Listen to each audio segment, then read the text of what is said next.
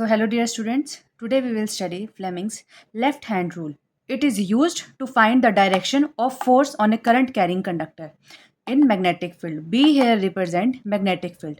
अगर हम मान लें ये हमारे पास एक करंट कैरिंग कंडक्टर है जिसमें I is use to represent current जो है अपवर्ड डायरेक्शन में है। तो अब अगर हमें पता लगाना है इसमें फोर्स कौन सी डायरेक्शन में है, उसके लिए हम यूज करते हैं लेफ्ट हैंड रूल, जिसमें हमारे पास जनरली 3 फिंगर्स का काम होता है।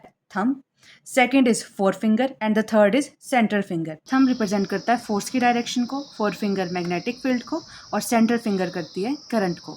तो इसे हम कुछ ऐसे करके रिप्रेजेंट कर सकते हैं कि F रिप्रेजेंटिंग फोर्स, D हमारे पास मैग्नेटिक फील्ड और I डायरेक्शन बताएगा करंट का। तो हम इसे F, B और I करके रिप्रेजेंट कर सकते हैं, which is force, magnetic field and current. अब इसे एक एग्जाम्पल के साथ समझते हैं। अगर हम कंसीडर कर ले ये एक करंट कैरिंग कंडक्टर है और इसमें हमारे पास इनवर्ड मैग्नेटिक फील्ड लग रही है। इनवर्ड, ये एक्स रिप्रेजेंट करता है इनवर्ड मैग्नेटिक फील्ड।